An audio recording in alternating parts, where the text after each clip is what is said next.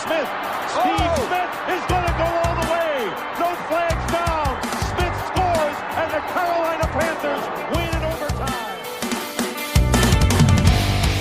With the first pick in the 2023 NFL Draft, the Carolina Panthers select Bryce Young, quarterback, Alabama. And she loses the football. Scooped up by Burns. Brian Burns to the house.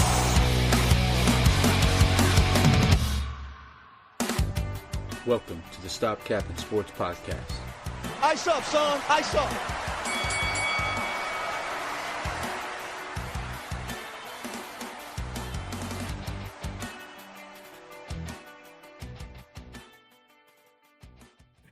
Dean, we are here with Seth and James. How we doing? What's going on? What's up, guys? Had you muted? I got to say. Yeah, we don't want to hear it anyway. It's okay. No, we been a rough couple weeks, boys. Yeah, Been a rough couple weeks. Not how we planned on starting this one. As you're aware, we did not record last week. Wasn't because we're scared to. James was dealing with what could have been COVID, but he denies that it was COVID. I've had COVID. I don't think Plausible it was. deniability. Seth and I also kind of going a little bit through the weather and schedule, and started to kind of interfere with just even he and I getting on the podcast to record. But boy, we got a lot of opinions. Got a lot of things we want to catch up on. Go off about week one. Now week two with the Cardinals. Week one, Jacksonville. I did actually go to the Jacksonville game, unfortunately, through an hour and a half delay. It was kind of a last-second thing. Ended up going up there to Jacksonville, drove up there at 6 a.m., got some pretty decent seats, and then hit that weather delay and watched that ass kicking. It was a glorious week one entry. Something that I think we kind of discussed in the preseason. We mentioned it, that our concern and biggest concern was, are our guys going to come into the season prepared to play football? When we watched last year, we saw a lot about the lack of intensity in the preseason, the lack of seriousness of the preseason. We've mentioned this multiple times right before week one. We like the roster. We like the growth of that roster, position groups. And the issue we see is, oh, by the way, get your beers ready. I don't have a beer with me, so I didn't think about it. But Seth's already in there. Just the things that we kind of struggle with was, what is this preseason preparation look like? And are our guys going to come into the season and get busted in the mouth, or are they going to be prepared to play football? Week one showed they weren't prepared to play football yet again. It was a mess.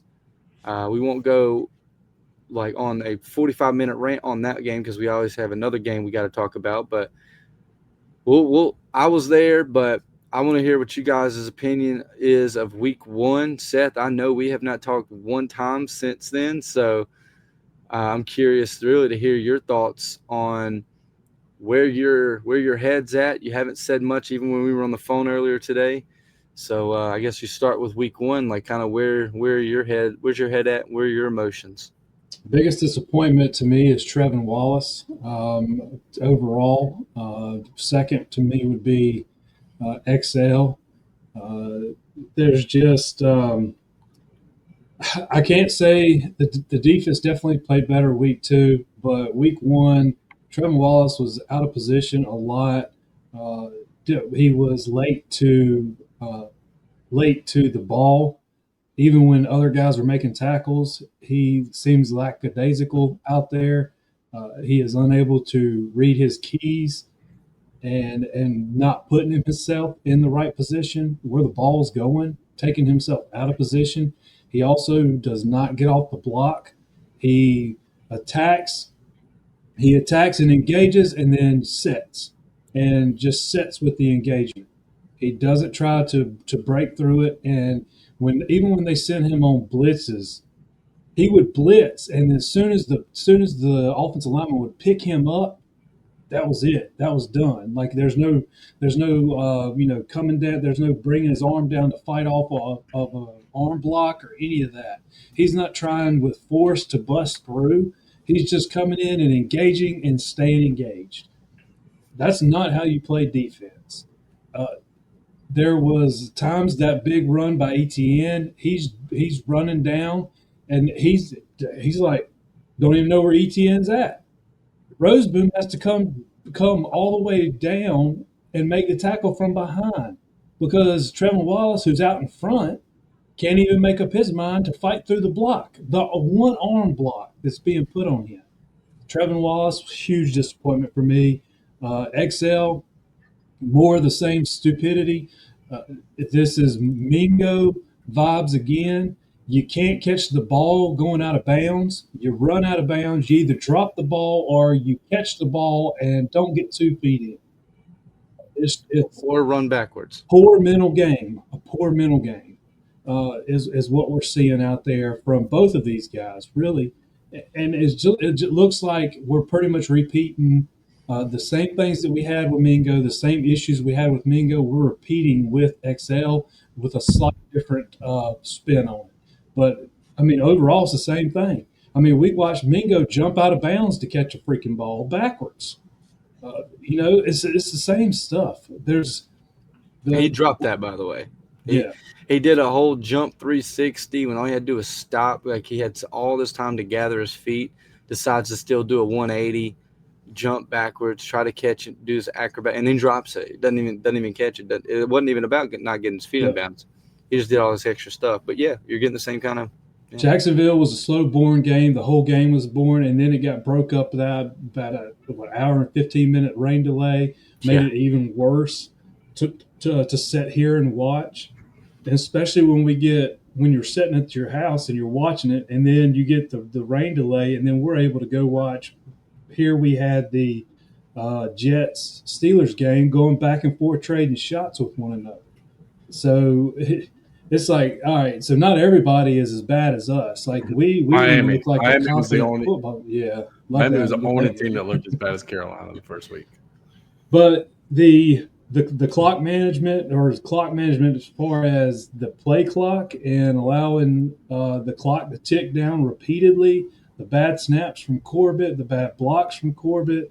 I mean, I got like almost a page and a half of notes that I just took on this whole game.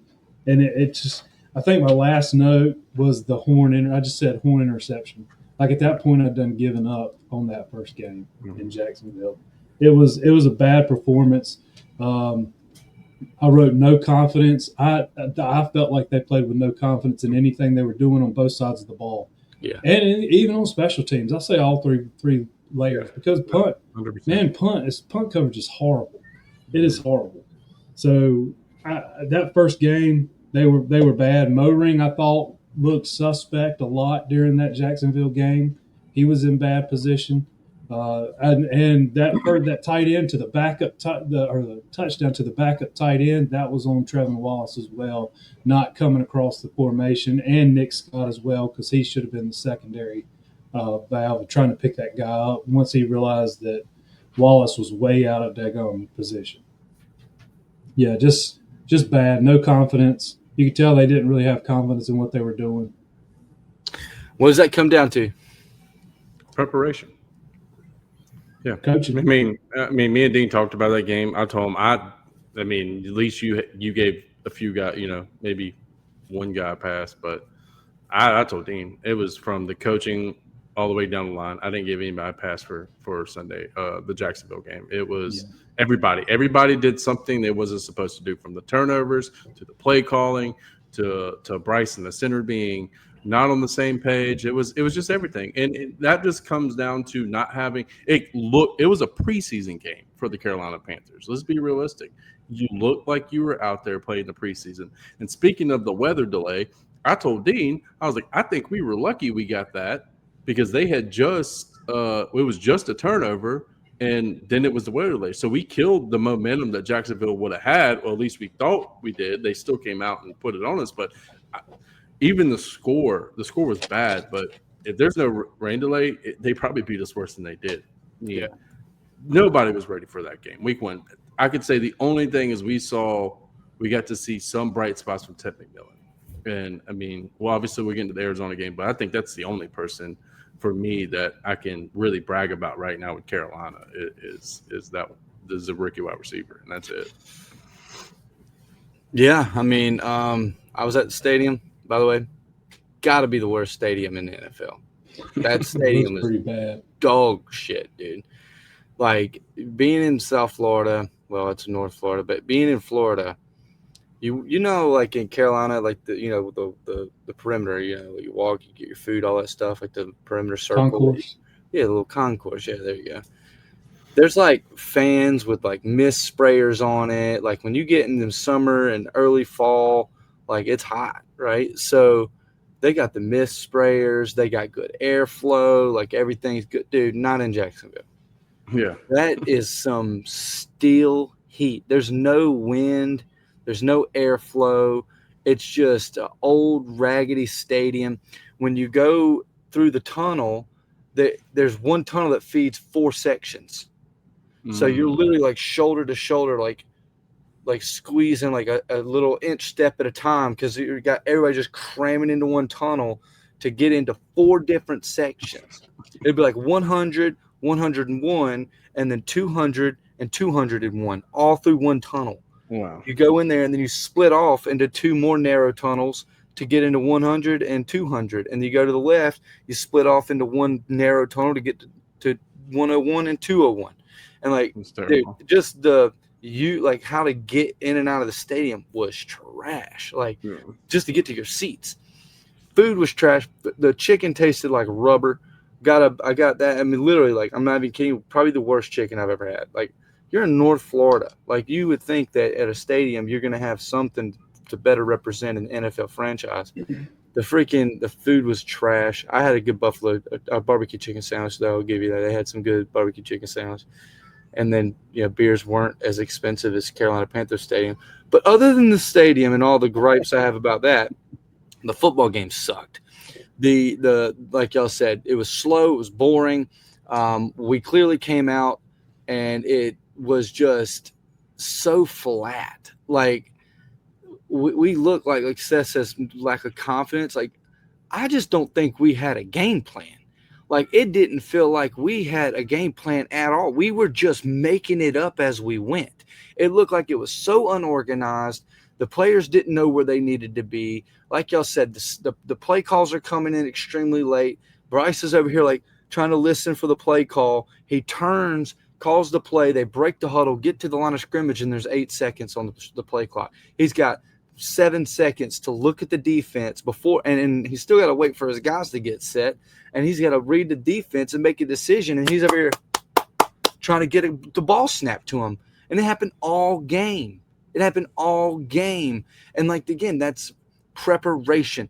What was the biggest thing about the preseason? You have week 1, week 2, you have our offensive coordinator calling our offensive plays. You have our backup, like somebody wasn't even our DC, Jared Vera, some positions coach calling our defensive plays for week 1 and week 2. Who played in week 1 and week 2? Starters, yeah. The starters. Week 3, you have your head coach / play caller and a Jared Vera calling plays. Who played in week 3? All backups. All backups. So your head coach, the play caller on offense, the defensive coordinator, the play caller on defense, calls the plays for the backups in the preseason. Not once did they call the plays for the starters in the preseason. That's not like a good game plan to y'all? Do y'all think that? Did that look like a good game plan when you go into week 1 again, unprepared? You see the play calls are coming in extremely late. The substitution packages are going extremely late. You're not able to get to the line of scrimmage to analyze the defense, they're better than they were last year. We got to give the Jacksonville Jaguars some credit. Trevor Lawrence almost threw the game back to us, but the defense at least looked respectable. And was that due to the fact that everybody was rushing and there was no organization and there was no like flow to the scheme? Maybe that had a big part to do with why Jacksonville's defense looked the way they looked against us, but we made everybody look good. We made the whole defense look good. We made them look like they're a playoff team against us in week 1. They couldn't get the big Megatron off of Travis Hunter the entire game, and they did it again in week 2. You watch the damn highlights in week 2. They can't get the camera off of Travis Hunter, but we're making Travis Hunter look good. He's getting catches on us. Everybody's getting catches on us. Brian Thomas Jr. He ended up doing a decent job on a sweep. We kind of contained him for the most part. Defense, with the amount of points we gave up, looked the best on our unit the whole game. One big run. Yeah, and that's what I told Dean. I was like, defensively, I mean, we were texting about it. I said, defensively, I think we did okay up until the offense couldn't get anything going. And then the defense was just constantly on the field after that. The first 2 drives, it was 3 and out. They kind of stopped them, or maybe they allowed a field goal. But for the most part, they did a decent job against the Jacksonville Jaguars. But when the offense just came in and get the ball right back to them, I mean, what are you supposed to do? And especially with a defense that's still a bunch of new pieces. You know what I mean? Right. That just goes back to what we've been talking about. Preparation. These guys needed time on the field together, period. And I don't understand second year in a row where we've come out like this under Dave Canales. Preparation isn't just the guys on the starting unit getting time together. They have plenty of time of that in preseason. It's also part of the coach, the guy who's calling the damn plays. Yeah, getting the reps in with the team too. I understand what you're saying. I'm saying it's also the coach not being prepared to call the plays for the team as well. No, I agree. But I mean, we got to see him for a drive or a drive or 2 in the preseason. I mean, I told you, Dean, I was like, this team needed to be out there for a quarter every preseason game. Both units. I agree. And then the second week, they pulled our starters after the second drive, went 3 and out. Yeah. We had 2 3 and outs against the Texans, and then he pulled both the starters. What are you protecting? Who are you protecting? No. Like, you're protecting you're protecting yourself because you didn't have your guys prepared again. Yeah. He's pulling these guys, and he's acting like, oh, this is because, we're just not hitting on also. No, you're protecting yourself. You're saying, we're just not. He knows they're not prepared. They're going out there not prepared and getting their ass kicked. Yeah, but also he praised these private workouts these guys had in the offseason. Like that's like comparable to like real time, speed. Like, yeah, okay, cool. You know how many other guys get together on private workouts on other rosters and do this every single year? The private guy that hosted the private workouts got traded before week 1. I mean, exactly, but that's what I'm saying. So you talk so much, and he talked about it. I mean, you heard Dave talk about it in the offseason. Oh yeah, these guys are private workouts.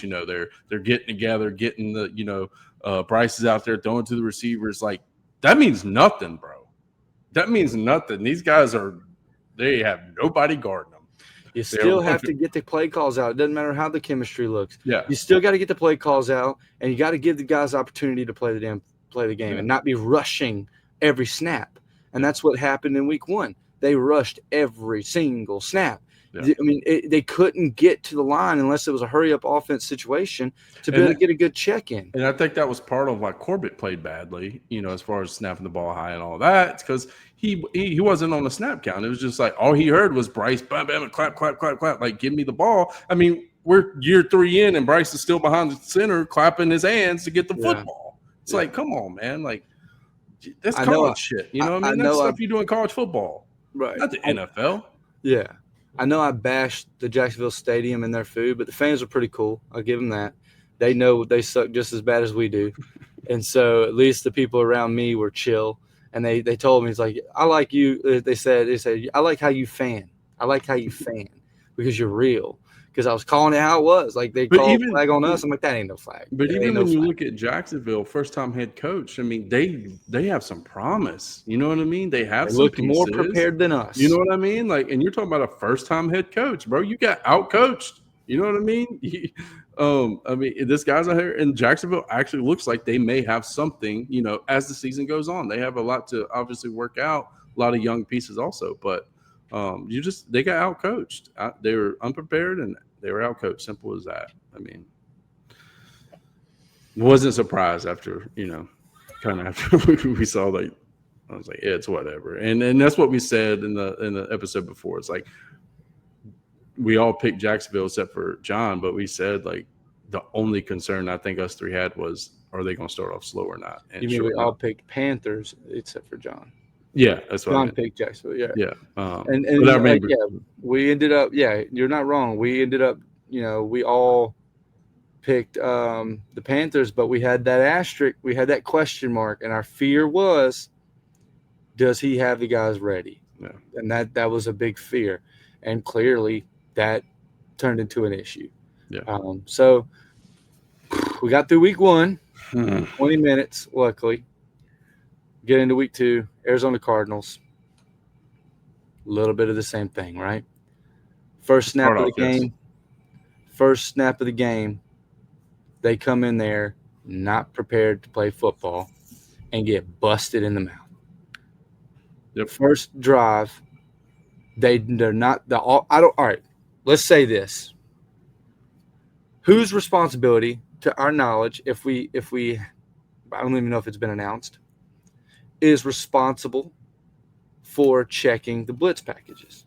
Is it the center, which is typical for, unless you have that like Pat Mahomes, Josh Allen, Lamar, then the quarterback is calling the checks. It looks like it's Bryce. Mm-hmm. Looks like Bryce is picking up the blitz packages based off of what I see on film.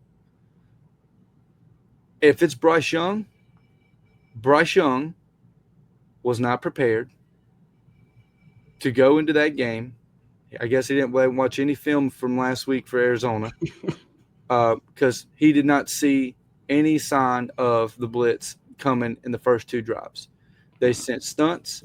They sent linebacker blitzes, delayed linebacker blitzes coming right up that A gap.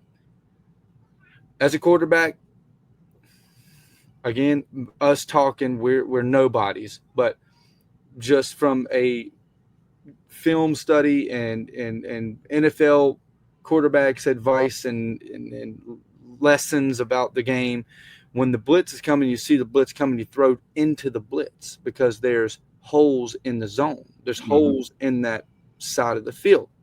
You go at the blitz.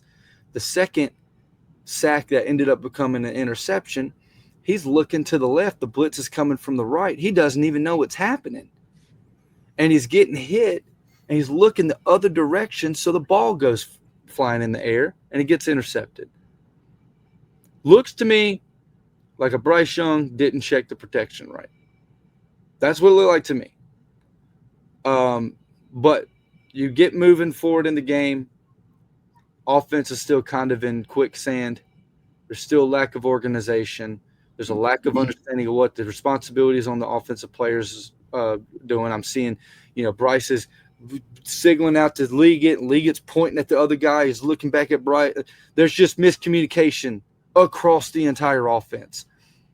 Whose offense is it? It's Dave Canales' offense. It's Dave Canales' scheme. Who's calling the plays? Dave Canales is calling the plays. Why in week 2 are we getting guys out to the line and having to, no, you got to go this side. No, you got to go this side. And then you're now going like this, and everybody's now pointing at other people, and then now you got to hike the ball again. Okay? Happened a couple times. It didn't happen all game. It did happen a couple times, though, where you can tell guys are not where they're supposed to be. And they're being forced to just throw something down real quick because the time's running out. Now, the plays were getting in time, but the play calls were a little suspect. We still had a couple that were coming in late. We were still down to, I think we did get one delay game, and then we got a delay game on a freaking punt. I don't know how that happens, but we did get one delay game on the offense. There were several that were still coming down to 1 second left when the ball's being snapped. And as far as pickup and everything, I do think that one might have been on Bryce. They moved Rigo up right behind, in A gap between guard and center, right? But they done that twist. They done that little twist stunt on the left side of the offensive line, and that completely messed us up. Corbett didn't come off of his guy. He was doubling with Damian Lewis. He didn't come off of that block to pick up the second guy. I guess he thought that Rico was going to pick it up, but they rushed all 4 from the right side. So Dowdle was they by they were himself. I mean they were man on over there. They couldn't rotate nothing. So Corbett doesn't switch the stunt, which causes the whole A gap pressure, and Dowdle's got to pick between two guys, and then the free runner hits the Bryce. And to be honest, Dowdle picked up the guy that was closest. He picked up the guy. I mean, they were rushing 4 on that end, and they were 1, 2, 3, 4. They had those guys. It was Sweat coming around on that twist stunt that didn't get picked up, and that should have been Corbett coming off of the defensive lineman to pick up the stunt, the twist stunt, and he didn't. He stayed double teaming the defensive lineman with Lewis. Yeah. So, and you can go back and look. He's still, by the time Sweat's coming by, Corbett still has his left hand and left arm extended out on the defensive lineman, and he's just like watching him run by. Yeah. It was too late at that point. And then the second one too. The second one they overloaded on one side and come off the side. We didn't have a shift on it. We didn't have, and really I think what should have happened on the first one is probably should have brought a receiver down. He should have brought a receiver down on the line instead of being out. Yeah, he should have brought him inside. So because that first one, you go back and look, there were I think it was 7 guys, and we had 6 in the block.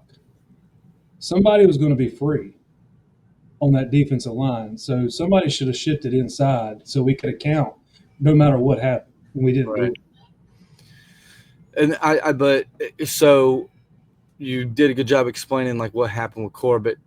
Maybe the check was had, and then the communication on the line post snap was just not there. And that's out of Bryce's control. And I did notice later in the game too, sometimes Corbett's pointing forward. Maybe he's, this is, Mike number whatever. Right. I've also seen Damian Lewis, because he's the one that's telling, hey, snap the ball. Mm-hmm. I've also seen Damian Lewis be the one to point out guys. Maybe that was mainly after Corbett got hurt, but that I saw that now that I'm thinking about it. But I've seen those guys point out, and maybe they're just pointing out who the Mike is. So, because, what if everybody's responsible for blitz big guys? Yeah. Like, that's the thing is like we don't know whose job it is to say this is the protection. I know, and one of the big passes, Bryce shifted the protection to the right because he saw the blitz. Everybody went to the right. He came off to the left a little bit and made a nice pass. So I did see a check from Bryce to move the protection, and it ended in favor of the offense.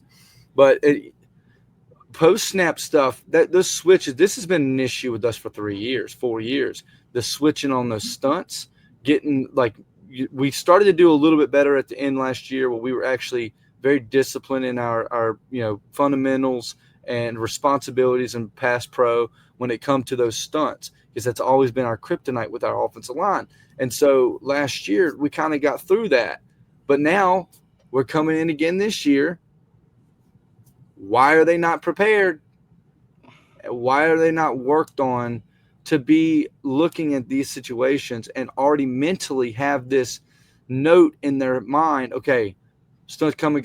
If I see a stunt coming off this way, I need to pull. I need to go ahead and be looking to the right. If I've already passed off the double, my head already needs to be over to the next spot.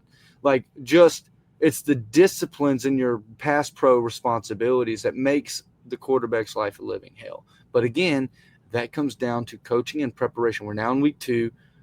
This is the second year in a row we're wasting the first month of the football season because we're not preparing the guys in the preseason, and we're going into the season behind the 8 ball, getting freaking destroyed. And the end of the game, you see what's going on. Like, we're so far behind, we're having to play hurry up.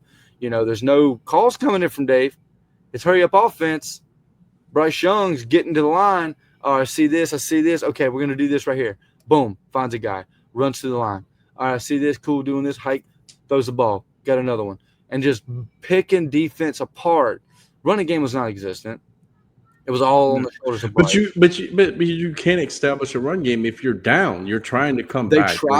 They did try to establish it. They just couldn't get anything. Correct, but still, like it's still harder to establish when you got yourself behind because we had to come back. I mean, This we did isn't a knock on Chuba. It's not a knock on Chuba. It's not a knock on Dowdle. I think, absolutely not. one, I don't know why Dowdle was in like 2 series in a row by himself without ever bringing Chuba in. I don't understand that. No, I texted you and said, "Why is Dowdle on the field?" And like, what are we doing? Like a 50-50 timeshare? Is this what we're trying to do here? Is that why we got Dowdle? I know they did make a note that they're trying to save Chuba early in the season, let him go more of a late season type push type thing.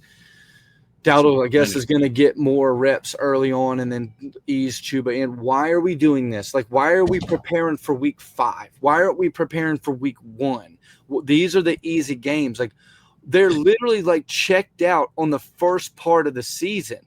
They're literally and week 5 out. Don't matter when you can't do nothing in week 1. When if you you're can't trying to set something up later in the season. And these are the games that if you're going to win, you got to win them now, right? Because it gets tough after this, man. And you know what? Those teams get better. Those those teams we see in the middle of our schedule, those teams are going to be better. Those teams are going to be when you get into that 7 or 8, week 7, week 8, week 9 going in. Those teams now are prepared, especially if they're winning football teams. Those teams are preparing for down the stretch. You know what I mean? And here's the Carolina Panthers, where hey, we're just now getting out of phase 1. We're just starting to get things moving. You know what I mean? And that's where you're at. Your back-to-back seasons. That's where you're going to be at. Like I think we all talked about it in the offseason. Like this is our easiest part of our schedule. I think those were 2 winnable games. Yeah, especially last week. Should have been easier. Should have been winnable games. But again, it's almost like they're punting the first half of the season. It just doesn't make sense. It's like I said, is the game plan to prepare like just have an in-season run, but also stay in the middle of the pack to continue growing the team and like through the draft? Like, what's the game plan? Are they tanking on purpose? Like, but then they hurt themselves and hit a run at the end of the season. So like not only this. I mean, you start off slow, and now you're going into week 3 with 2 of your star offensive linemen gone. Well, 1 star offensive lineman, and the other stars for us. Yeah, stars for the Carolina Panthers. Stars, at least. Stars. Starters. Yes, correct. But now you're going to the week 3, and you're still trying to figure shit out, obviously on the field. And now you're down 2 offensive linemen. Yeah, now you got Zavala starting. So now you got Zavala and Mays in, and guess what? You kind of got to start that back over because now these guys are going to have to blend together and start playing well and start picking up blitzes and all that stuff. I will say this though, I'm not as worried about having Cade Mays out there as I am about having Zavala out. Cade Mays, I think, showed that he's capable.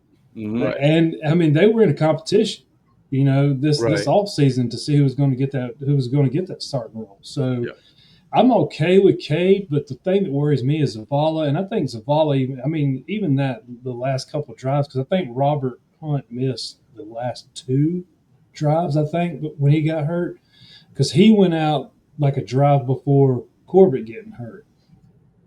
Zavala is definitely going to be suspect, and we're definitely going to have to scheme help for him.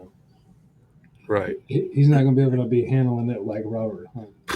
Yeah, I'm worried about Zavala, man. He showed signs last year when he did have to spell injury and stuff like that. He had to come in and fill in for Lewis at one point last year.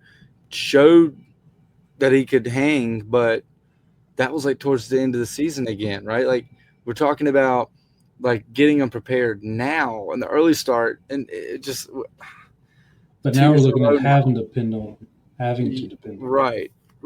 Now the only plus that we have that is not last year is the fact that we did really rally back. We had a defensive turnover. We get those, couple drives in a row where Bryce is calling the plays on the hurry up, and they get down there and score, and then it's a 2-point conversion, and Dave Canales gets on that headset and wants to work some magic. Hey, let's hit him with a draw play up the middle here. Missed 2-point conversion. Next drive, Bryce is just moving them down the field. He's calling the plays. He's hurrying the offense. He's getting to the line of scrimmage. He's checking the defense. He's calling the right play. Boom, gets a pass off, punching him down the field. Bang, bang, bang, bang, bang. Scores another touchdown. And then the genius goes back into his headset and calls another beautiful play for 2-point conversion. Instead of putting it in the guy's hands that got you here, and maybe run the ball again. We spread out to run the football on the goal line for a 2-point conversion. Why do you spread out to run that? And then the first 2 point, we got a penalty to get half the distance to the goal, and still couldn't do nothing with the running game. Lose yards. Yes. You lost yards. Well, for what? Why are we lining up in shotgun? The commentator literally pointed that out. He said, I don't understand. Because he even said, I would get behind center and hand it to Chuba. That's what the commentator said. He said, I don't understand why they're lined up in shotgun, and then why is Rico Dowdle in the game? Yeah. Like, why isn't your starting running back in the game? And nothing against Dowdle, but let's be honest, we haven't seen a lot from either one of these backs right now to really be confident to hand in the ball on a 2-point conversion. Literally nothing. You've seen nothing to be like, you didn't get a single good push, idea bro. here. You got dominated up front. Got a great idea. Let's run the ball. Yeah. What's your total stats for the day, Coach? 5 rushes, 8 yards. Game's on the line. And you got one bullet. The second one, Chuba got tackled by 4 guys. There were 4 guys there to make the tackle. You already were running the ball like shit. I think the day high was like an 8-yard run. Yeah. And you're taking what I don't understand, and they did it last year. Why are we taking the ball out of the hot players' hands? Like, this is the opposite of Seahawks Super Bowl with the Patriots. Like, you took the ball out of Marshawn Lynch's hands for no damn reason, and you could have won the game. Yeah. What did last night's game? Y'all watch the Tampa Bay game? Yeah. What happened on that? I'll probably say it was probably third quarter. Bucky Overcook getting nothing going. Who'd they bring in? Rashad White. What did they do? They ran it until because he was getting chunk yards. They kept with the hot hand. That's what the good football teams do. It's like, hey, Bucky can't get none. Let's bring our backup in. And Rashad was eating there for a while. You know what I mean? Yeah. Here's the problem I have with our run game right now, though, is if you go back and watch, every run that we had was a tiptoe to the line. It's like they were trying to do a zone read, see where the holes were. Scratch that. Look, we're going to line up. We're going to run A gap, B gap, C gap. We're going to run a power play, and we're going to hit this thing. Now, it may not go nowhere. We may only gain 2 yards, but we're going to pop them. But instead, what we get is, all right, we're going to have hand off. We're going to hand off to the in shotgun. We're going to hand off to the running back and let them tiptoe up to find a hole. Guess what? There's no freaking hole there. Right. So the running back at that point has to make his own hole, and he can't make his own hole when he's tiptoeing to the line. It don't work like that. Right. So if you want to make your run game work, you run a set run play that this ball is going in a certain gap, and no matter what, that's where that ball's going. You're not looking to bounce it. You're not looking to cut back. None of that. You're going to pound that ball in there. But instead, we get tiptoe up to the line and stuffed. We get no gain. How many runs did we have like that? And this is going to take it back middle of the game. Maybe I think this was even the first half. Why did we run Wildcat for one freaking play and have Rico in the backfield? Bryce splits out wide, and I'm like, as soon as it happens, it's like Rico's running the ball here. What are we doing? And that's what happened. Rico runs the ball and still tiptoes up and does nothing, goes nowhere. Right. No gain. What are we gaining? Absolutely nothing. So line up and run the football. But that's the thing. It's like he wants to be stubborn with the running game, and I get it.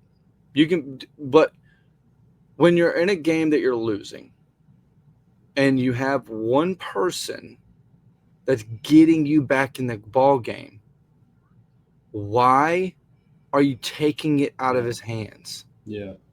Well, who are you protecting again? Who are you protecting? You got the guy on your team. You're calling him the franchise quarterback. You go get him a wide receiver one. Looks great, by the way. Ted McMillan looks freaking phenomenal. Yeah. And you're just taking the ball out of his hands. I don't understand why in the goal line you're not trusting your quarterback. He clearly showed that he can score in the goal line. He was passing for touchdowns. He threw the ball twice to Renfro. A beautiful one, by the way. The second one where he's jumping up in the pocket, completely up out. And the amount of power on that pass to zip that thing between a very tight zone coverage where Renfro is barely open. Why are you taking the ball from him and letting him do the things that he does? Why is that your game plan? These things I'm seeing right now is preparation, intensity, confidence in what's happening around them, and poor management. Yeah. All of those are tiers of coaching. Well, we definitely, the intensity is nowhere on this team. Not until the end of the game this week. I think I saw it a couple times, but it's very few and far in between where the intensity is showing. Last week there was none against the Jags. Right. No, it was gone. There was nothing there. You're right. I mean, but that brings us to the lone star here, and that's Tetairoa McMillan. We've got ourselves a wide receiver one right now. Yeah, for sure. Tetairoa McMillan is getting open regularly with his route running.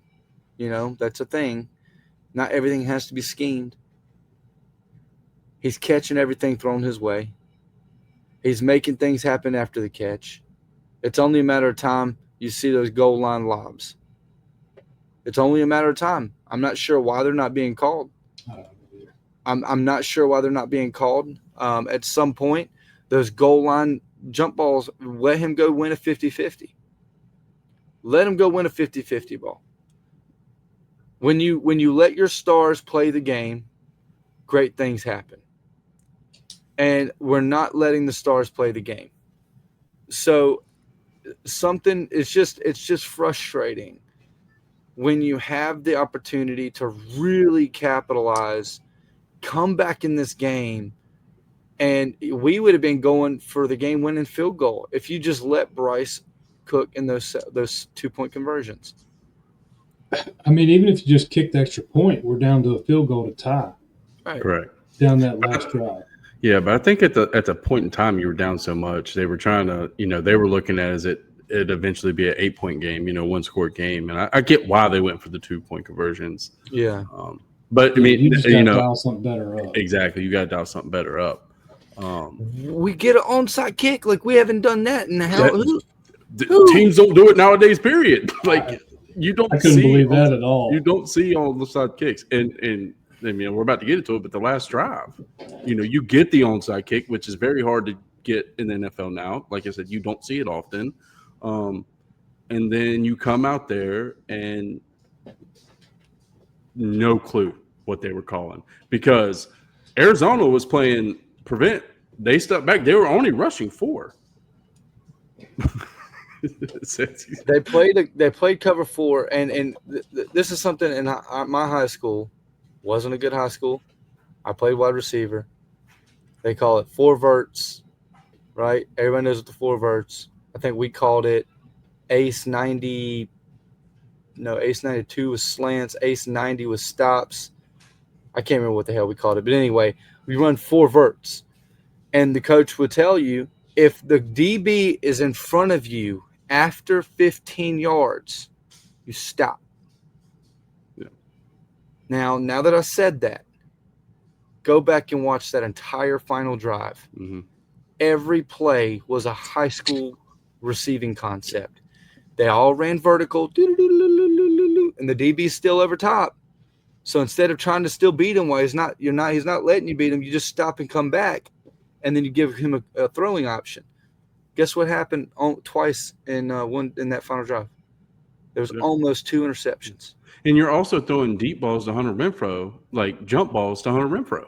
Across the middle, by the way. Like Across not one time did you send Hunter Renfrow underneath where he is dominant at. You didn't send him underneath. Going down, if you look at everything leading up to that point, how they were using Jatavion Sanders down the stretch underneath, 5, 10 yards, stop, turn. And there was none of that. You didn't see any of the guys. Right. You didn't utilize any of the guys at what they were good at. Right. You know what I mean? And it was, and again, they were just rushing 4. It wasn't like you were getting blitzed. They just sit all the way back and say they didn't want to give up the deep play. And we said, well, you know what? We're going to try to throw the deep play. And they were giving you everything underneath. And you didn't send out a single player underneath. You know what? Even try to pick up a first down, at least. Unfortunately, even though they were only rushing 4, they were still getting pressure. Yeah, and that's what worries me with sure. Zavala, because he got beat on those as well. And Moten even got beat. So Calais Campbell was dogging Moten all game. When you cannot give your quarterback, Bryce ought to be able to sit back there with a 4-man rush and just be able to sit and just wait for somebody. At least for a moment. At least for a moment. And to be honest, there were multiple times, if you go back and watch, there were multiple times where if he could have had another second, he could have been able to throw it deep over what the coverage was, because they finally did. They were allowing David Moore beat over top at one time. I think it was it. I don't know. It was David Moore. I know. I saw him twice where he got over top, and if Bryce had had another second to where he could have stepped into a ball, he could have launched it over the defense, but he didn't have that time. Yeah, he was also being flushed out. But that was also, I was talking to Dean about it. It was like I get it. You want him to stand in the pocket, but there was times where I was like, why is he like he's just staying in the pocket? Because we know what Bryce can do when he's on the run. Like when he gets out of that pocket, his legs are moving. He has a strong arm on the run, and you didn't even see that. You didn't even see him anything. Not on the final drive, right? Not on the final drive. Nothing for him to roll out of the pocket. You know what I mean? Try to lead a guy open. He stood there strong in the pocket. He did do that, but again, what he needs to start doing though is stepping up into the pocket, because what's happening is they rush so much from the perimeter that the interior was there to step up into, but I guess Bryce is just so used to trying to roll one way or the other, so he's trying to roll right majority of the time, that the middle's there for him to step up into, but instead of stepping up into the middle and letting that pass rush go by him, he's trying to roll right. We saw him do it in the game. And he's rolling into the pass rush. Yeah, we saw him do it during the game. That 4th down conversion, he stepped up in the pocket and got beautiful pass by the way. Well, that's what I'm saying. So we've seen him do it. This is on that last drive though. There were opportunities for him to step up and into that pocket and let that pass rush go around him, but he's looking to roll out. And at that point, you have to step up. Mm-hmm. And you're looking to get the ball downfield. I'm tired of seeing these out routes. I'm tired of seeing these let's just target the sideline. That is not Bryce's throw. I'm sorry. He does not have the arm strength to put it out there in tight coverage on the sideline. Bryce needs to learn to throw up the sideline too. His ball placement up the sideline has not been good. If you go back and look at the Jacksonville game with those couple throws to Renfrow up the sideline, if Bryce puts that ball up the sideline instead of on where the receiver's at, and don't make it a jump ball. Don't make it a jump ball. Throw up the sideline. You have room between the corner and the safety to put that ball up the sideline so the receiver can run under the ball instead of making everything a jump ball on the sideline. Hunter Renfrow is not going to continue. He's not going to win these jump balls. You're talking about the pick route? No, it wasn't just a pick route. That was one of them with him and I think it was Bryson Tremaine, right? No, that was to Renfrow. The one that was against Jacksonville. Xavier Leggett did one good thing, and he actually did an effective pick route. And Renfrow rolls off his hip, and he didn't put enough air on it. Yes, where that's Renfrow got like through the ground, right? Yeah, he really could have been pass interference. Yeah. That's kind of what some of the Panthers fans around me in the game were yelling. I was like, no, I don't But I think it was agree with pass interference. I think it was just a bang play. But the only reason that was even a thing was because Bryce did underthrow it. He's Yeah. got to put more air under it. He needs to Renfro throw it won up the the route. sideline. Yeah, You no, can't put Renfro. it on. You Yeah. can't put it on. Renfro's not It's jump gotta ball be guy. up the sideline. He's not a jump ball Right. guy. He need to catch this one here and keep Yes. running. You're correct. You gotta And the gotta thing- lead him. And the thing is, like, so he threw that one to T Mac on the sideline toward the end of the game, and T Mac caught it, but he was out of bounds when he caught it. Again, throw the ball up the sideline. T Mac could have easily released up the sideline to go after the ball, and That's he your would jump have ball more guy. field. Yeah, but you could still throw it up the sideline more. You know, give him a little bit of space to work with. Quit pushing him to the sideline and giving him very little room for error. That's my thing with Bryce. Those throws, I definitely hold against Bryce and his ball placement. I feel like he's doing trying to do back shoulder fades a lot. Yeah, And that's that's a situational pass. That's where the corner's over top and he's not beat. If the corner's over top, you want to aim to the sideline, do that back shoulder fade because the corners usually go in the inside. Let's say their sideline's on your right and the corner's on your left shoulder, and you're running here. You throw to that back shoulder over here, they can turn their hips and completely flip around and then get that sideline catch. It's unguardable. Peyton Manning made this an unstoppable pass. That was his secret weapon, was his back shoulder fade. It was almost always a completion, especially when you get it in repetition and you work on that back shoulder fade ball placement, but it's still a situational pass. If they're now running hand and hip and hip, you want to lead them. You want him to be able to run underneath it.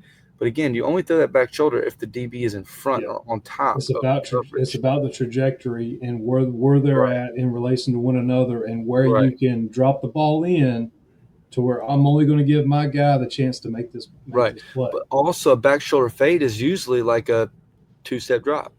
Yeah, it's a two-step drop release because you're not giving. Yeah, I know. You don't throw those unless it's a two-step drop release because the corner is still going to be over top of the receiver. If you're getting into a 3-4 step drop and then you hold and then release, usually the receiver, now the DB is trying to stay in good position on the back hip. But you do the back shoulder fade quick, boom, boom, boom, release. And then that DB is still kind of on top where they can turn the shoulders and make that catch. So the timing is weird. If you're throwing back shoulders, the timing is off for that. You have to be bang, bang for back shoulders. And we've seen them throw them. No, but we also need to see more of leading the receivers. Yeah. We do definitely need to see. I will 100% agree with that. Yeah, I'm tired of seeing we don't see enough. Sideline. Yeah, we don't see enough of the deep ball, for one. We're a very opportunistic offense. The way that he draws up the offense it's like we'll call 4 plays to set up the 5th play. Mm-hmm. Right? And then it'll be like a run or 2 in there, and then it's a 3rd down, and you've called 3 other passing plays that are set to set up this one particular play, the mastermind of them all. This is the one. Look at me. I'm a genius offensive mind. Look at me. I'm a wizard. And then all of a sudden, it doesn't go. It's an incomplete pass. Yeah. And now you're punting. Yeah. Because you put yourself in 3rd and 8 because you're trying to set up this play action monster, not mastermind offensive wizard. And then you throw a decent pass and it hits the guys right in the hands and then it hits the ground. Yeah. Because they have to do something funky with the reception. Similar, sometimes it's off balance because there's something going on. And at the end of the day, me and James will disagree with this one. I think we agree, but we also disagree. These guys are NFL football players. When you have a ball that hits your hands, at some point, you have to catch it. At some point, you have to catch the football. You can't.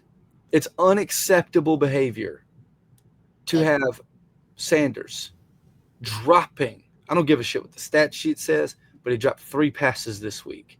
I think the stat sheet says he had 1 drop. He accounted for 1 drop. Disagree. He had 1 on the sideline, that ended up becoming pass interference. That was a drop. So that takes away one drop because it was a flag that gave him a holding, actually. But he had it in his hands. It would have added an additional 15 yards to the drive instead of a 5-yard penalty and a restart on the downs. Okay? He dropped that pass. Doesn't go on the stat sheet because of a flag. You have the one that hit the ground where he's going low. Any NFL team. That's the one that was called a catch and reviewed, right? Yeah. That was a catch. It hit the. I don't disagree, but it did hit the ground a little bit. But he should have still secured it a little bit nicer. It did hit the ground, and what they were saying is like his hand was on the side of the ball, and the ball was like on the ground, and his hand was here. So they're saying that the ground 100% assisted with the catch. I cannot disagree with it. At the end of the day, you see every other NFL team, all 31 other teams, at least once a game, someone is making some stupid catch. Yeah. And it could be their fourth receiver, their third tight end. They're making some stupid-ass catch, and our starters cannot make simple ground ball catches. Or even normal catches. And I think normal catches. And I think where I'm at with it, like I said, we agree and disagree. But those other teams, they don't live or die off plays made like that. And that's kind of where I was going. And that's set up, and then mastermind play, and then they drop. They don't have to live or die off a spectacular catch, you know. But why? Tell me why they don't have to. Because they have the talent around them, and the offensive scheme allows for some give and take. If you make a mistake, you can still go and make something happen. It's not the mastermind third down play, drop punt. But this is what I'm saying, where me and you agree and disagree. And Seth, you could probably chime in on a little bit. I'm at the point now with the Carolina Panthers. It's like, I know, and this goes back to the jump ball thing. You don't throw the jump balls because we don't have the guys that can go up and go get it. And that's the problem. We do with Ted. With Ted, we have one guy. They've hardly thrown it with them either. Exactly. We have one guy. And that's where I'm at now. It's like, all right, so pointing out every drop that happens on this team now, it's like you come to expect it. Now when a guy makes a crazy, and it shouldn't be that way. But that's the issue with the Carolina Panthers is like we need those balls that are 2 inches from the ground to be called. We need those high balls in the end zone. We need those guys to go up and get that, because if they miss it, it's probably a third down play. Going back to what you said, it was probably a third down play where that play was drawn, and the guy he had his hands on it, he dropped it, or it went right through his hands or something like that. When you're a team that has to live or die off of those type of plays, that's the problem. We just don't have the personnel to do it. We have one guy now, and I'm praying that Coker is that other one. I mean, I can't wait to see how it flows with him, because I do agree with you that Liggett is currently he just slows us down, like, because that whole side of the field, you almost can't throw it to that side of the field, it feels like. And when Bryce does, like you said, he's just throwing it to the ground. I heard a guy say it's almost like he's just giving a dog a bone. He's throwing it towards you. If somehow you make a play, you make a play. If not, what else should we expect on that side? Well, there was multiple times where Bryce looked his way and was like, "Nah." Mm-hmm. Yeah, because there's no confidence there that the guy's going to catch the football. And I don't blame him. He's a liability. I don't either. And I do not either. I am to the point now. Y'all knew how I was about Liggett last year. I like Xavier Liggett. I'm a fan of Xavier Liggett. And still right now, I hope he succeeds, even if it's not with the Carolina Panthers. Maybe he goes somewhere else and they figure out how to use him. Either way, he is a liability on this offense right now. Figure out how to use himself. Because he shuts down the side of the field by himself. It's like you don't need the number one corner on Liggett because he shuts it down himself. Well, even that little tall sweep that they ran with him, what was he doing? Like that, and he does not understand football. I do not believe he understands football. I texted Dean on that. I was like, "Why do you even juke?" Like, I don't. He to run juked. sideways, to keep running toward the sideline. Yeah, I was like, he juked, and there was nobody even on him. I'm like, Yeah. what are you doing? Like, get the ball in your Turn hand, up. turn upfield. Yeah. He did it against Jacksonville. You remember the play underneath against Jacksonville, where he for some reason he sat there, pop, pop, pop, pop. I'm like, go catch the ball, turn upfield. You're bigger than the guy in front of you. Like, go through him. To that point, let me just say this too about going back to JT Sanders. He was big for Bryce down the stretch of the game the other day. Yes, he was there in the middle to catch those passes, right? To keep us moving downfield, to be able to look for bigger plays. Here's my only problem: it got to be the same thing over and over and over and over and over again. All right, go run to the middle. I'm gonna throw you the ball. Run to the middle. I'm gonna throw you the ball. Every time JT turned his back to the defender, caught the ball, waited for the hit. Mm-hmm. There were a couple times where he could have caught the ball and ran and turned upfield and got another few yards at the minimum. There was also times where he could have caught the ball, and because of the proximity of another one of our receivers, he could have used them as a screen or as just to run the defender into them to maybe get a few more yards. Yeah. Quit just looking for the catch and wait for the tackle. And Renfro done it that one time. He caught it, and then he went to turn, like he just went to go down and then realized nobody was there, put his hand down, and by then he'd already he was slipping to fall. Yeah. Quit. Why are y'all looking to catch and get hit? Ted did it to perfection. That one where he caught back to the defender, boom, and then he just automatically adjusted. Yep. Like, that's one of the elite receiver looks like. Like, that's why he's so special, because he could see those things. These other guys cannot. All right, so let me tell you this. Receiver 101. You catch a stop. The objective is to turn to the outside, okay? Because the DB is wanting to take you to the outside. You don't want to turn inside because the DB's trying to keep that inside shoulder from you. Yep. So what did Tet do? He faked inside, and it gave him more space to turn it up the field. So he caught the ball, and it's like he hit him with the reverse Uno card. Like, instead of naturally just going to the outside like you're supposed to and then letting the DB just kind of guide him out, he made the DB adjust his pursuit to get to the inside even more, because he was starting to come in with just a quick, subtle movement, boom, boom. And it gave him that little bit of space, just a little bit of space to make it an additional like 10 yards. Right. And so it's that type of stuff. It's just the chess that comes into the game of football. It's playing chess. And to the opposite point of view, receiver 101, I know this. You catch a screen, you don't turn around. You don't do a spin to turn your back on the defender. You catch the ball and you go upfield. XL catches the ball, spins around, turns his back to the defense. When he turns, he's in the same freaking spot you just turned from. No, he went backwards. You could have went just like this and got upfield. Negative yards. Instead, you spin around and you've lost a yard, and you're pretty much right back where you started from. He did it in the Jacksonville game. He caught a screen, ran backwards. You go vertical.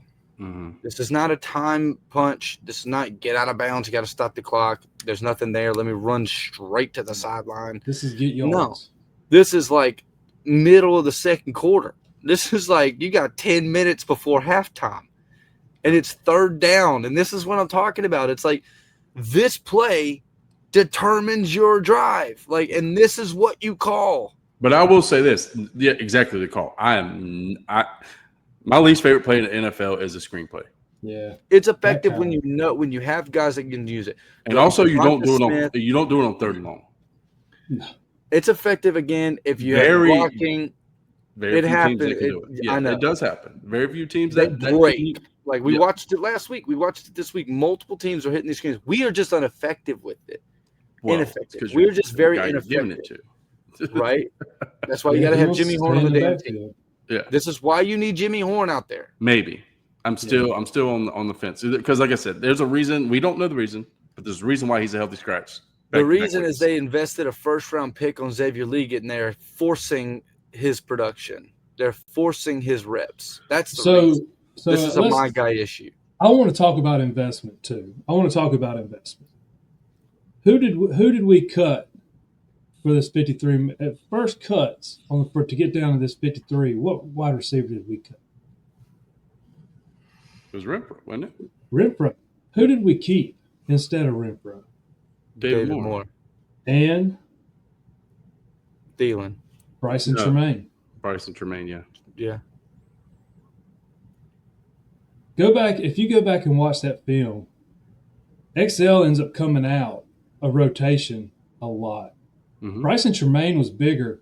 Oh yeah. Down that stretch than XL. XL might as well not even been on the field the whole time. No, right. Because when he was on the field and Bryce targeted him, it was he just throws his hands up and he's not even taking it. It's not even a real opportunity to catch the football. He's just throwing his hands up. Right. So what did Bryce start doing? I don't know if you noticed in the film, in that fourth quarter, instead of even trying to get it where it's a catchable pass for Liga because of what you just talked about, when he was the option in those like scramble opportunities, he's like got the ball nice and tight to his chest. He's dipping he sees him. He throws it into the dirt. Yeah. He's not even putting the ball near Liggett to catch the ball. Deliberately. I will say Liggett was blanketed. He was blanketed that play. I don't think it would have went anywhere. But if that was Ted McMillan, he's throwing it to Ted McMillan. Maybe. Not a maybe. He's throwing it. But still, either way, even Ted, you're blanketed. Nothing's coming out of that reception. He's still giving him the chance. He's still giving him a chance. No, I understand that. That what I'm saying, like what Seth was saying, he's flailing trying to catch the football all the time. Instead, it doesn't look natural. This is the thing. What we need to see. I'm not even saying like bring Jimmy Horn in because again, there's a reason why he's not. Let's see what it looks like when you have Bryson Tremaine at the 2. Let's try that. That's what I'm going. Let's try that. That's what I'm going at. See the one-handed catch Tremaine did? That's what I'm saying. That's what I'm saying. The behind, like it's clearly thrown behind him, and he's like fully extended, snags that thing in. Every NFL team has guys that make plays when they get on the field, and I don't think there's an NFL team, minus maybe the Green Bay Packers, that has a group of weapons to throw the football to that fuck up more opportunities than the Carolina Panthers. I don't think there's another team. And the thing is, the Green Bay Packers have a system in place that they can recover with ease. They'll have Tucker Kraft running wide open on a 5-yard stop route. Why? Yeah. Why? Because everything else around it's so confusing to predict. The DBs are just like, what the fuck is happening? So, yeah, you can miss on some opportunities. It makes it okay to drop these opportunities. But when it's run, screen, we're 3rd and 8. Yeah. We got to make a play. I got this great play. Here, guys. Oh, beep, beep, boop, beep, boop. Run this, and then they drop it. Now you're punting. And it's always like that. And it could be a thing. Like Liggett looks bad, but maybe Liggett isn't the guy that needs to be. Maybe they're utilizing him in a way that he can't be utilized. Maybe How do you utilize him? Exactly, we don't know. But what I'm saying is, what you're doing now with him definitely isn't working. Yeah. Okay, we know that. So we've tried screens, right? We've tried sweeps. We've tried crossers. No, this is what I'm saying. This is what I'm saying. Vertical. Okay, but what I'm saying is if you give a guy like Bryson Tremaine the start, you start him at 2. Your offense is running a little differently, so maybe you can bring in Liggett on certain packages and use him, scheme him open. What package? This is what I'm saying. We have Thielen, or we have XL against the Jacksonville Jaguars running wide open, and he's dropping catches. Okay? What I'm saying is, how do you use him? You said, I don't know. I'm telling you, we've used him on sweeps. We've used him as like pick rub route guy because he's a big body. That one actually worked. So if you just want to make him a rub route dude, and sure, then he's just a decoy, just moving guys off the ball. But that makes him not a target.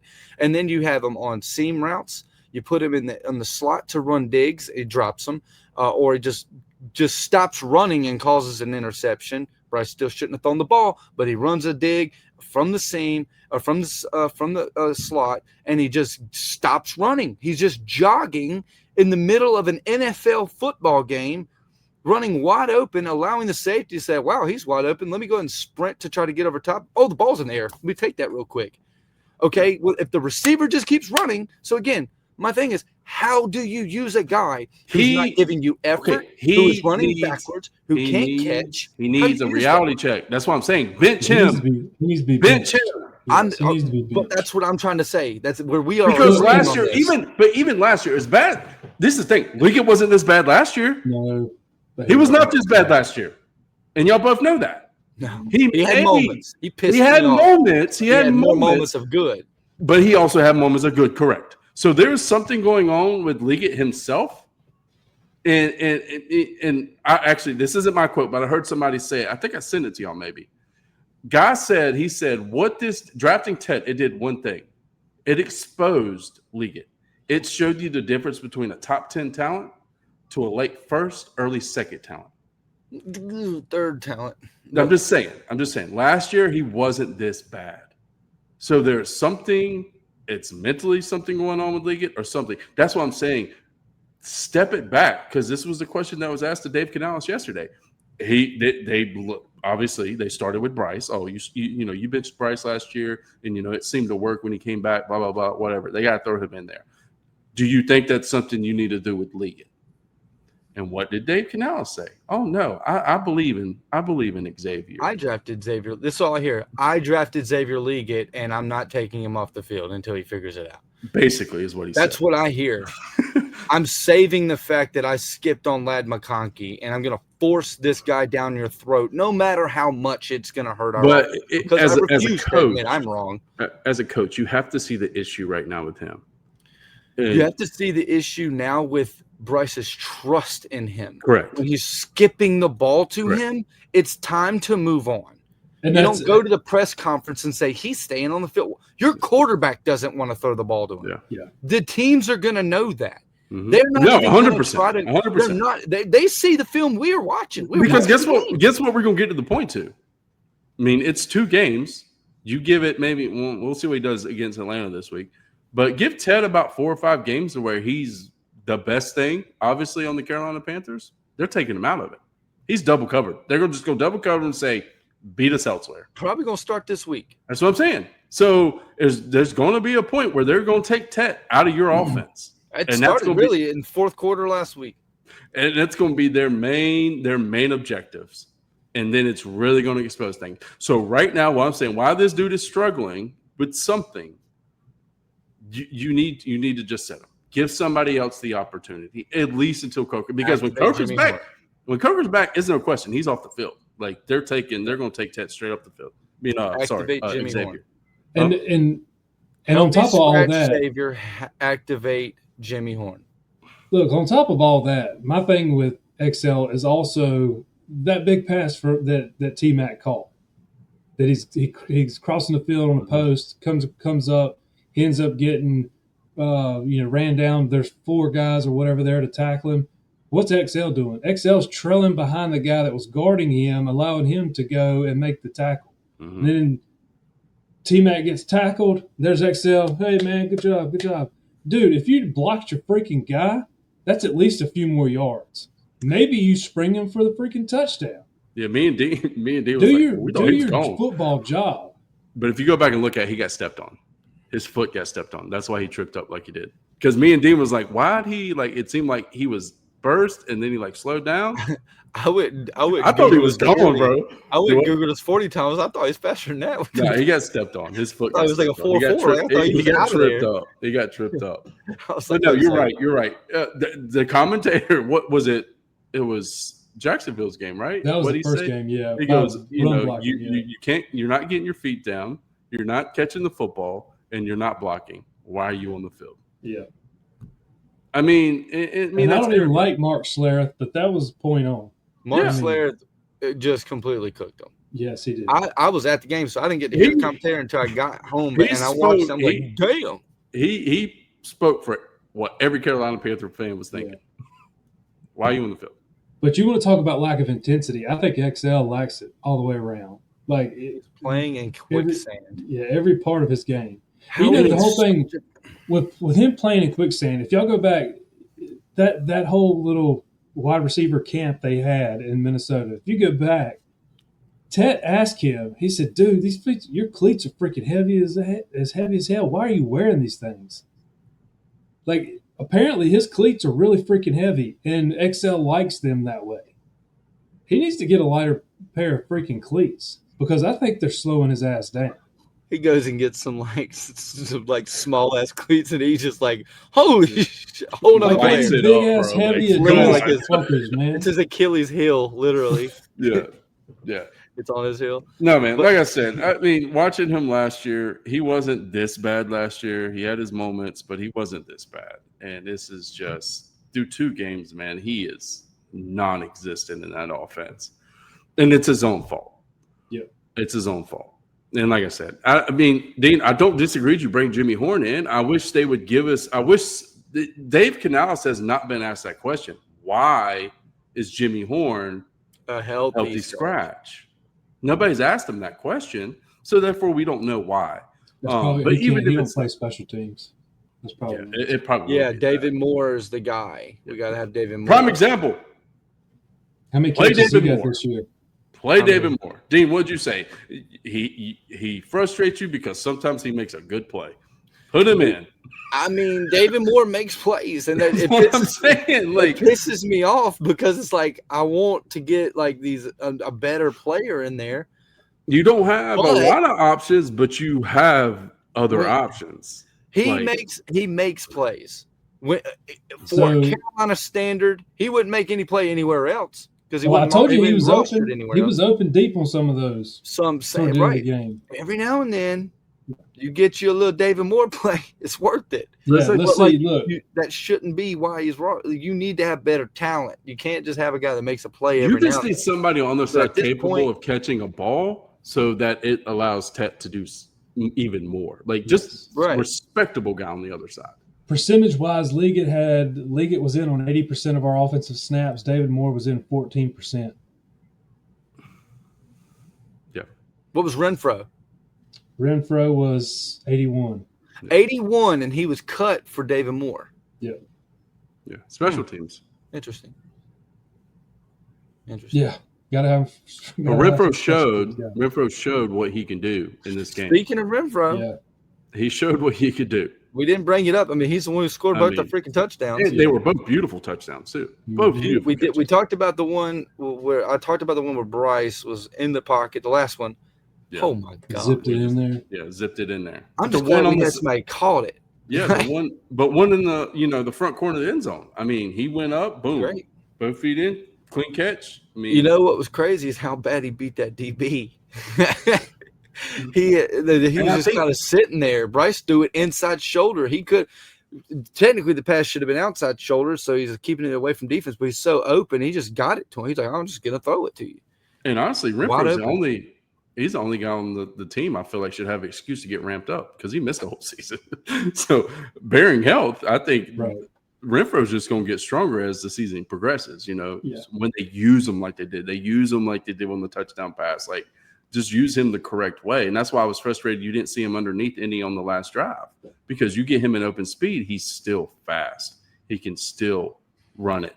And that was the other frustrating because you're throwing a jump ball to him, and that's not really his specialty.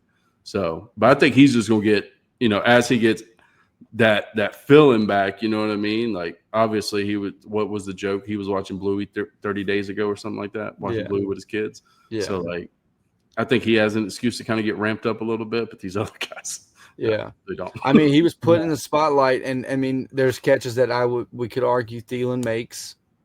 Oh, for Thielen- sure. Thielen would have made that one on the seam in that fourth quarter, the final drive. He makes that catch. That's a 30-yard completion. I just want to say one thing. How effective has he been for Minnesota?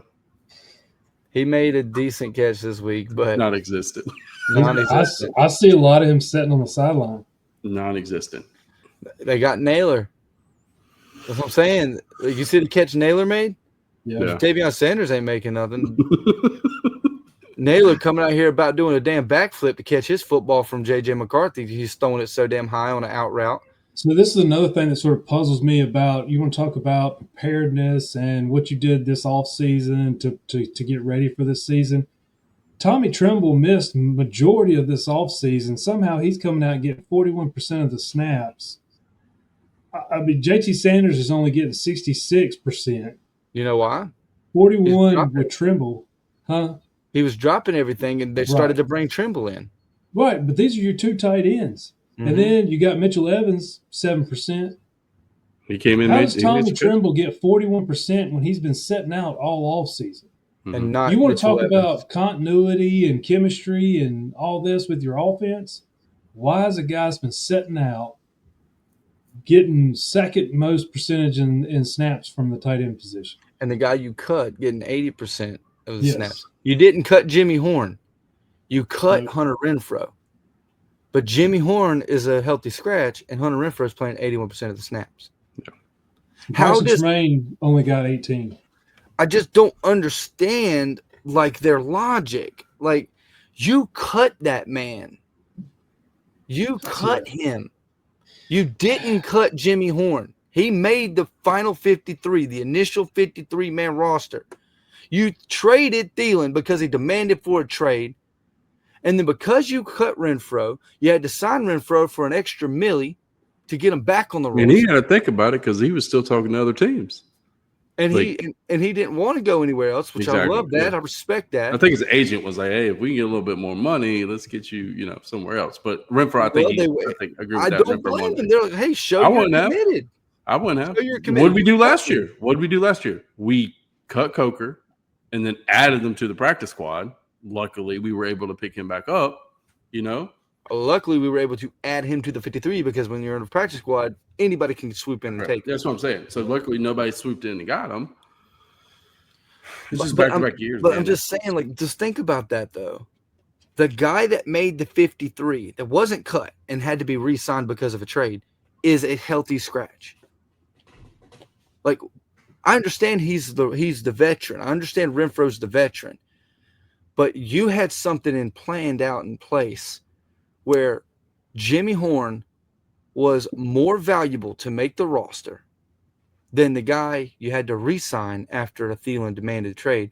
Yet, the guy that you had to plan for, granted him the 53, he's been a healthy scratch 2 weeks in a row.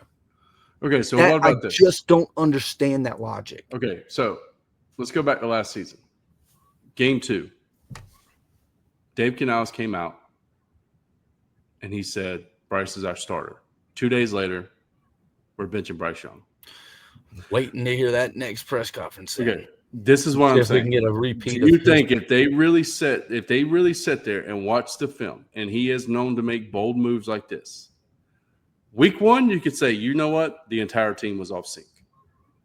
You know what I mean? He didn't play well, whatever. But there is no way. I mean, we're sitting on our couches watching it. There's no way you go into that film room and you look at that film and you look at 17 and says, ooh, he needs to be on the field against Atlanta. You know what I mean? There's no way. I'm just talking about his track record now, Dave Canales. You bench Bryce Young after 2 bad games.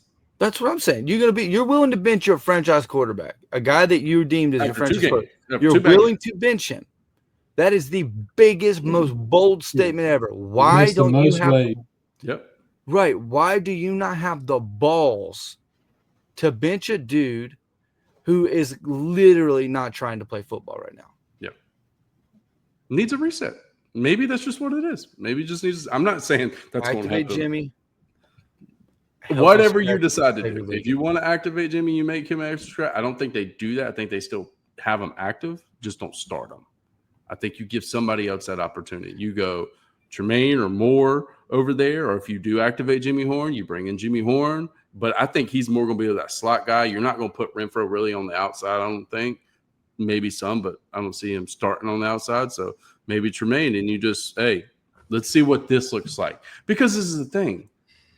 Can it get worse? Probably not. I mean, it's not going to get worse. Guaranteed. Yeah, you're trying to figure it out. One-handed catches out there. So 8 targets, -2 yards. Because don't get worse. You know what? I think if you stayed where you were at last year and drafted the second round, this wouldn't be a question. I think because he is a first-round receiver. No, because McConkey was still on the board. It's still a question. Like nobody No, wanted I'm saying Liggett. no. I'm saying if you would have still drafted Liggett, you just draft him in the second round. I mean, I know. I heard what you said. Yeah, and I don't care that they drafted him in the first round. I'm not. No, but the I'm argument saying is that we drafted him. Yeah, it's not about where. What you're saying. It's that we drafted him. I'm just talking about the reasons why they would still put him on the field. Is what I'm saying. Is like he is a first-round talent in their mind because they drafted him in the first round. Bryce Young was the number 1 overall pick. You bitch, the number 1 overall pick that you traded to. So that's what I'm saying. This is going to give me more questions about Dave Canales if we go into week 3 and Xavier Liggett is a starting wide receiver for this offense. You can't do it. Bryce does not want him on the field. Bryce, and he isn't going to say that. You're seeing it with his decision making, exactly. His choices. You know, he's not going to be. Obviously, we know Bryce. You know, what did Bryce say? That's another thing pissing me off about Bryce. The fucking press conference because they asked him, what happened here? What happened? What happened here? Oh, the play was called. It's just on us to execute. Bro, no shit, Bryce. It's on y'all to execute it. Got to get me through it. Yeah, you know what I mean. We're gonna go back. We're gonna watch film, and we're gonna ready it for next week. Look, go back to the Jacksonville game, and when Bryce gets pissed and he comes over and like yanks his helmet off, and it's like that was that missed touchdown that it looked like XL ran too deep with Sanders coming over the top. There was nowhere for Bryce to go with the football because it was too crowded in that corner of the end zone. It almost looked like XL should have went shallow just inside the end zone. When he threw it away. Mm-hmm. And that's when Bryce come off the sideline and took his helmet off and was like, and everybody's like, oh, Bryce threw his helmet. I think that's what Bryce got pissed about was XL taking his route too deep. And because he took it too deep, he really took himself out of being an option, and he ran himself into JT Sanders, who was coming over top. He gave Bryce nowhere to throw the ball and give a possible reception to anybody. It was too much traffic, so Bryce had to throw it away. I think that's what Bryce got pissed about. I think he got pissed about something different. If you watch that play again, that is the play that they come out of the huddle with 8 seconds, and they sprint to the line because, again, play call didn't come in. It could be that too. Dude, he has to hike the ball, and I'm telling you, it was half a second. Not from the play clock. It was half a second for the entire right side of the field to be set. He was already having to hike the ball because it was about to be 0. They hiked the ball, and the entire right side of the field didn't even know the ball was snapped. Because there was that little time in the play. He hikes the ball, and he was forced to throw to the left. Yeah, it could be a combination. It could have been. But the whole thing was a fucking shit show, the entire play. On top of all of that, what did XL do? He ran out of the side of the end zone. Yeah. So he took himself out of the play. He's no longer an option at all. Right. He just continued to run out of the freaking end zone. No, dumbass. Right. You need to stop your route. The quarterback's rolling out because he's getting flushed. Yeah. But you just took yourself out because you can't touch the ball now. Yeah. We just saw a play last night in Tampa Bay versus Houston, right? Mm-hmm. Yeah. Emeka Egbuka, a rookie, running in the slot. Dirty. He's running a corner, or really he's running more of a seam. Baker rolls out, and no. So he was running a post. So he was going like a post. Baker has to roll it to the right. What does Emeka Egbuka do? Emeka Egbuka flips his hips. So he's running this way towards the safety. There's a safety here. This is Emeka Egbuka. He's coming in. This is the safety. This is Emeka Egbuka. He's running his post, and Baker is running out here. So what did Emeka Egbuka do? He opened his hips up and turned out to the outside. He sees him rolling out. Boom, football IQ. Let me go and give him an option. And if Baker led him to the sideline instead of leading him more vertical like he did, he would have led him away from the defender that he was following, because when he turned this corner, the safety followed him. if Baker threw it more to the sideline, there's no way he was catching up to Mekabuka, and Buka probably catches it and goes in for a touchdown because there's nobody on the right side of the field. He had the entire right side of the field. But it's, again, that scramble drill, what you're kind of describing, when your quarterback is having to get out of the pocket, you have to give him an angle to throw to. You can't go to a more confined space. You have to find space. Just like Coker in the preseason, point, boom. Like he's a point, and he's like, okay, got you. Boop, touchdown. And that's what Bryce is missing right now. He's missing the guy with the football IQ that can get in like Thielen would do. Coker. And we're missing both of them. We don't have either one of them on this team. Who else is doing that? What did we say when we didn't want to trade Thielen? Yes. You had one guy for Bryce's entire career who has been consistently available when it comes to finding space, being reliable with his hands. He's not the fastest guy. He's kind of a liability when it comes to being able to try to do something athletically. But what he compensates in, pulls a hamstring when he does. Right. How he compensates, you're not wrong. How he compensates in his lack of athletic ability is his football IQ and his ability to make the plays when they are there. And Bryce just needs, that's all he needs. He doesn't need a burner. He doesn't need a guy who's just a physical specimen out there. He just needs somebody to know football, understand zone coverage, when to sit, when to run. If I'm moving, you move. Give me an option. Don't keep running your route. Open up, come back to me, cut to the right, find the hole in the zone. So give me an option. Xavier Ligon has no football IQ. No, and speaking of which, the one that Bryce was being flushed out to the right. This was toward the end of the game the other day. Bryce was going out to the right. Pass rush was coming. He didn't have nowhere else to go with the ball. Everyone's covered. You had XL over toward the sideline. He had a DB that was right there on his hip. When your quarterback is looking for something, you got to come back to the guy. You can't sit over there on the sideline at a spot and just say, "Hey, throw me the ball." Right. No, you got to come back and make yourself available. Yeah. And again, like that's what I think with that end zone. He ran out of the damn. He took himself out of the play by running out of bounds. And for some reason, again, the mental part is just not there for this guy. Right. And to the point about him catching, it used to be with Ted Ginn. I'd be like, oh, is he going to catch it? Is he going to catch it? With XL, I'm like, yeah, he's not catching. When Bryce threw that one to him, and he's flailing his arms in the end zone this past Sunday, I knew that wasn't going to catch. As soon as the ball was released and I saw who was back there, I was like, yeah. I knew it wasn't going to be a catch.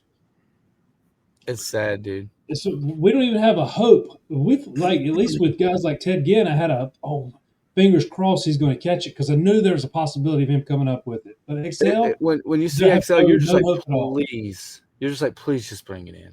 Yeah. Please. You're begging it to just be a completion at this point. You're praying that it's a completion. Yeah. And like, Bryce isn't stupid. Again, he's skipping the ball. If that isn't the telltale sign when he turns on that film and has to make a decision about who's going into this season or this week in a rival interdivisional game.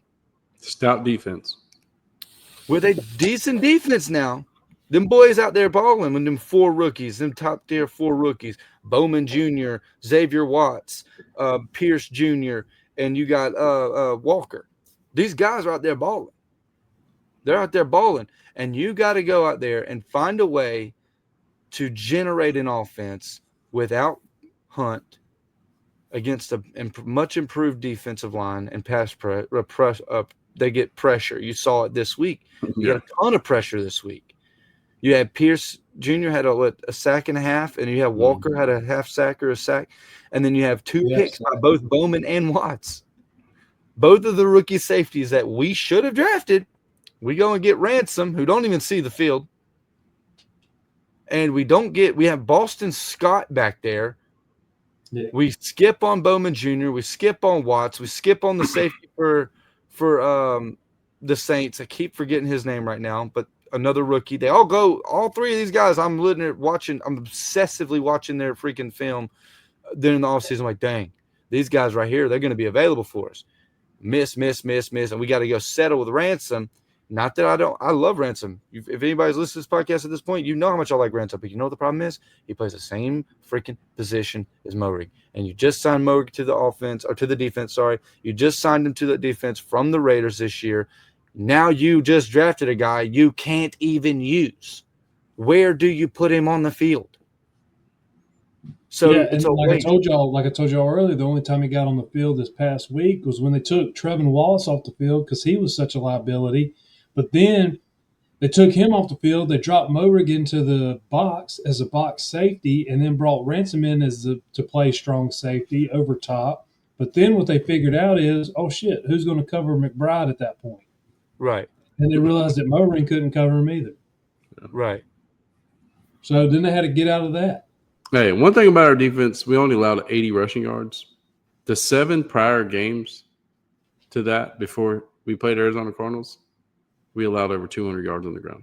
7 consecutive games before this past Sunday. So I will say this about our defense. They definitely look improved. They look even more improved from week 2 to week 1. Mm-hmm. What? Getting pressure. Getting pressure. We did not let any one person beat us this past week. We beat ourselves. And I need to tell y'all this too. Regina said, we went to church Sunday morning, and Regina said, she's like, I said a prayer for the Panthers. God, please let the Panthers win. I was like, really? I was like, I'd never pray for wins. I was like, God doesn't care about wins. I was like, all I used to ever pray about when I played was keep me and my guys healthy. I never prayed to win. God don't get involved in those things. But she said, I prayed for us to win. I said, well, I was like, you should have told the Panthers that. I was like, because they done everything they could not to. Damn refs were trying to give They were trying to give it to us, bro. The football guys were trying to give us a win. If I'm a Cardinals fan, I'm pissed at how all those flags that got thrown on that last drive. We got 3 first downs off of flags. Yeah. 3 first downs off of flags. Yeah. I think we completed. We had 1 completion on that last drive. No, I think it was 0. None. Was it 0? It was 0. Everything was off play. We opened it up. We opened it up. Stops. Yeah, we opened it up with a run by Chuba Hubbard. How does that happen? Got the clock moving, and then complete a pass. And then we had to use our timeout for. They said a total with 3 flags and the run by Chuba. I think total we only moved the ball like 15 or 16 yards. I told Regina, I was like, I think God wanted us to win, but no, the refs definitely did, but nobody else on the Panthers team wanted to, I don't guess. Yeah. Terrible. Well, Imami Ellen had a good game. We didn't talk too much about the guys on defense. We didn't have Turk. Turk was out. We did start to see some big boys out there. Your boy out of Florida, Seth, he got him some snaps in. What's his name right now? I can't think of his name. Cam Jackson. He got him some reps this week. Like I said, Imami Ellen had a beautiful sack. Really just a good move. Like he just slap and dip and got on inside. And, that's a hard quarterback to bring down, as we saw. He was getting out of the pocket pretty easy on us. If it wasn't for the fact that it was Kyler Murray, I think we finished that game with 3 or 4 sacks. Some of the best sack performances that we've had in a very long time, but because it was, and we still had 2? We really would have had 5 or 6. Honestly, we had 2, 3 sacks. I think it was 2. I know 2. Yeah, one of them had 1, and then Princely had that 1. Yeah, one of them had. I think we had one towards the end that caused them to punt, which is why we were able to drive down and score again in the 4th quarter. So we may have had 3. I would have to look at the stat sheet. But either way, we could have had significantly more if it wasn't for the fact Kyler Murray was a freak and he was able to just weasel his way out of it. So the pressure's there. The run defense was much improved this week. And so again, that comes down to preparation from week 1. We clearly went in there completely unprepared, completely unexpected, got punched in the mouth. They just manhandled us in Jacksonville. And here we are. We go into Arizona, kind of struggle a little bit, but we start to pick it up. We start to see things start to move. We got to make these corrections, man. That's what it comes down to. The corrections got to be had. We got to figure out what's going on inside linebacker. Big loss there at the beginning of the season. I had big hopes for Wallace. I think it's clear that he was definitely going to be the third guy. Wallace was Yeah. going to be the third guy if Justin Absolutely. was healthy. If it wasn't for Jussie Jewell with his concussions, we're in a different position. I think we're in a different position defensively. I do think Jussie Jewell was doing pretty good at the end of year last year, but right now it's a struggle. It's a struggle offensively. We just kind of went on a huge rant. We got to figure it out. We got to figure out who's off the field, who's on the field. Coaches got to get it all together, get this thing wrapped up. We got a big game coming up this week, so we'll move on to the next segment here. Was we'll go ahead and- Jonas Sanker? Is he the New Orleans safety you're talking about? Jonas Sanker from No. Virginia? No. I wanted him. Saints. No. There's another guy. Who's the other guy? I don't know. I'm pretty sure it was the Saints that drafted him. It was the Saints and the Falcons that drafted the guys that I wanted. Well, week 2 projections, Seth, you can look at that. But week 2 projections here. We didn't get a chance to do the episode, so we're going to go through. James's game of the week was New England and Miami. John's game of the week, Seahawks, Pittsburgh. Seth's game of the week was the Bucks, Texans. My game of the week is Atlanta, Minnesota. Thursday was Washington and Green Bay, and then obviously we use the final game for projections, Panthers, Arizona. We won't go through the whole who selected who, but the week ended. Excuse me. The week ended with myself 3-3, John 4-2, James 2-4, Seth 2-4. So far through the season, through 2 weeks, John is 8-4 on his projections. I am 7-5, Seth 5-7, James 4-8. So we'll go ahead and move on to week 3. We have James, game of the week. Who do you pick? My game of the week is the Texans at the Jaguars. I think it's going to be a pretty close game, divisional game. Jacksonville's they lost a tough one against Cincinnati with the backup quarterback coming in. R.I.P. Joe Burrow. Sorry, Dean. I know that one is.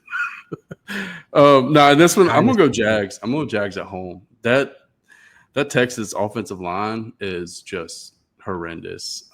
And Jacksonville has shown over the last few weeks they've been able to get pressure, even though it's not pretty at times for them. I look at this week, they try to get Brian Thomas involved, hopefully, for fantasy's sake. Please, Lord. I drafted him as my wide receiver 1 in, I think, 3 leagues this year. And I told Dean this could be the biggest flake for wide receiver 1 ever. But, I'm going to go with the Jags at home in this one. Brian Thomas is also dealing with a wrist issue, by the way. He's got a wrist injury. Put a brace on the son. Who you got? I'm going to take the Texans. Texans? Okay. Yeah. All right. John selected. Let's see who John selected here. John picked the Jags, of course. Shocker.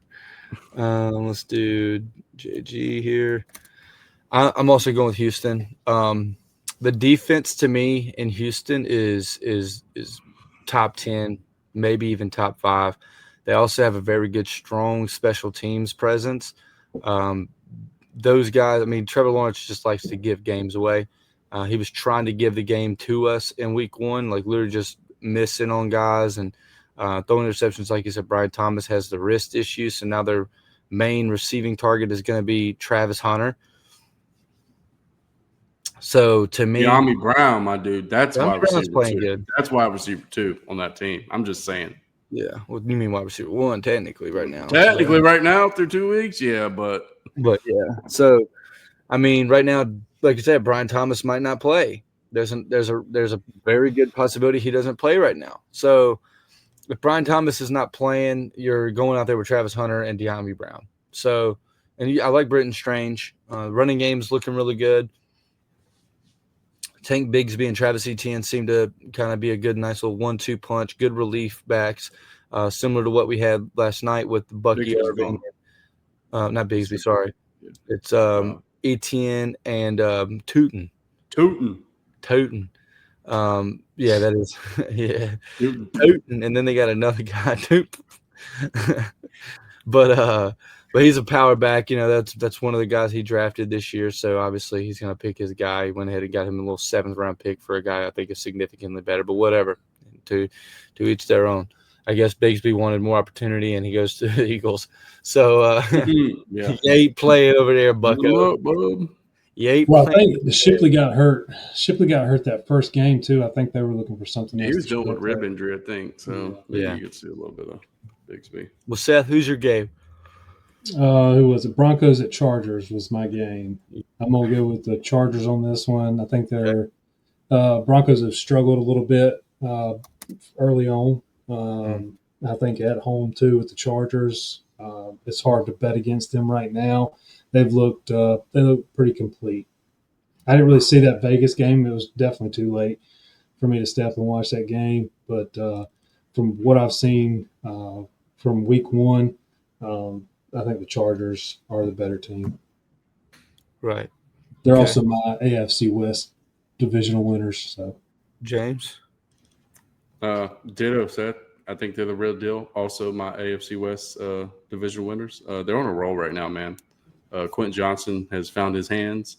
Now you have 2 guys you got to worry about on that offense catching the football. And I'm waiting for a Marion to still get ramped up. I'd like to see a little bit more out of him. But they're not running the ball as much as they did last year. So you're not seeing a heavy workload on the running backs. But, hey, Herbert's playing – he's playing good football right now. And what Seth said, Denver, they're struggling. I thought they were going to come out a lot better. Yeah, me too. Than what we're seeing. But their offense isn't – they're not clicking right now. So I'm going Chargers. Okay. Well, keep one thing in mind. Khalil Mack, it looks like he may be out for a while. Oh, yeah, broke his wrist or arm or something. Yeah, right? so we'll see. He might come out with a club, but we'll find out. Yeah. Well, this one's going to be a sweep for the Chargers. John picked the Chargers. I'm also picking the Chargers. I don't think Quentin Johnson found his hands. I just think he's running wide open. So he's still catching that thing with his arms and his chest. But, hey, I'm taking that more than at least he can get open. At least he understands the offense, and he don't run like he's in quicksand. So Quentin Johnson, great job bouncing back. You had the athletic prowess to freaking do it. So year 3 is the year for you, Bucko. So he's doing his thing. My game is Detroit and Baltimore. I don't even know who I'm picking. Yeah, I do. It's going to be Baltimore. I'm taking Baltimore. That was a quick fix. Confusion was there for just a half second. You got Tez Walker kind of showing up for him. He's had 3 catches, 3 touchdowns in his career. DeAndre Hopkins got involved. Henry was not doing too much, but somehow everybody else, they found a way. They got a defense, and they're doing things out there. Yes, it was the Cleveland Browns, and we all know what the Cleveland Browns are right now. They don't even know who the hell the quarterback is. They just got some 53-year-old, 73-year-old quarterback right now just praying that they can just get a completion. But that defense is still there. Defense is stacked, but the Baltimore Ravens destroyed them. It took them a minute. Obviously, I guess. Shut Henry down. Yeah, I guess that time of possession type thing, the time of possession deal when your defense is getting, stops, then your offense gets to stay on the field. So the Browns just weren't able to get anything moving against the Ravens. So it allowed the defense for the Browns to stay on the field much longer and allowed Baltimore to start to pick up some rhythm, right?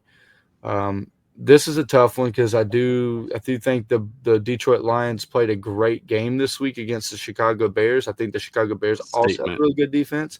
Should put their and balls they on their dogged face. them. Yeah. Dogged them. I mean, and Ben Johnson, more power to him. He didn't say anything bad about the fact that they dropped a 50 bomb on him. They just kept running the score up like it was college football and trying to get the votes up for the playoffs. They just putting it on them. Yeah, they asked him. They said, "Do you think they were doing that on purpose?" He said, "That's what he does." He said, "This is what they do." He said, "Why would I expect them to do anything different?" Right. He was there, so he knows. Like they're gonna run the score up on you if they get an opportunity. Right. They got to get the fantasy points for everybody. I mean, make them a Detroit fan. Dude. So, yeah. I went up against a lot of it, dude. I went up against a lot of Dallas, New York guys, and then the Lions guys, dude. They shredded me this week. Yeah, Monroe State Brown went crazy. Oh my gosh, went absolutely crazy. So This is a tough one. I do think the Baltimore Ravens secondary is still Swiss cheese, and I think they're living and dying off the rookie safeties right now and corners and trying to get everybody going. But I don't know if it's a scheme issue because the defensive coordinator left a couple years ago, went to Seattle, and they were a top 5 defense, and then he left and went to Seattle, and then now the defense is kind of in shambles. They can't cover anybody. They've got players. For some reason they just can't play. So got to be the scheme, right? So there's an opportunity for Detroit to really start to pick these guys apart. I do think Baltimore's got a good pass rush, can make some impact there, get into Jared Goff's pocket, start to really mess with them. They can make some mistakes. But I do think Baltimore's offense is going to be too strong to stop with Derrick Henry. He's not going to come he's not going to go 2 weeks in a row with less than 25 yards, and it's just not going to happen. No. He's coming in at 6'2", 250. He's ready to drop his shoulder into a freaking linebacker right now. Like, he's ready to just go. So Derrick Henry's going to be a tough one to stop, and then everything else is just kind of going to fall into place. So I'm going to lean Baltimore here. I think coaching is there, and I think just the stability within the offensive structure is there. Detroit did not look good in week 1. They only looked good against Ben Johnson. Maybe it was just a gimme game, under the table type thing. Here you go, get your dub. But who knows? But yeah, I'm going with Baltimore. Who you got, Seth? I stayed away from. I looked at this game originally, was thinking about making it my pick, but then I was like, I don't know who I'm gonna pick on this one. So forced my hand on this one. I'm gonna have to go Ravens as well, though. And the main reason is, like you just said, I can't see Henry being shut out 2 weeks in a row. No. And I don't think this defense is the Cleveland Browns. Right. On top of all that. And, right. Exactly. And they just did what they did to the Cleveland Browns defense. Exactly. Right. And I know Detroit's no slouches either, but they're not Cleveland. And I don't see them shutting Henry down. And even if they were able to throttle Henry, they're not going to do what the Browns done to him. And you still have Lamar Jackson's definitely his receivers have showed out. He had D-Hop and Devontae Walker showing up. I just think there's too much on this Ravens team to be stopped by the Detroit Lions right now, who are still trying to figure things out after the vacancies at their coordinator position. So yeah, this Ravens for me right now.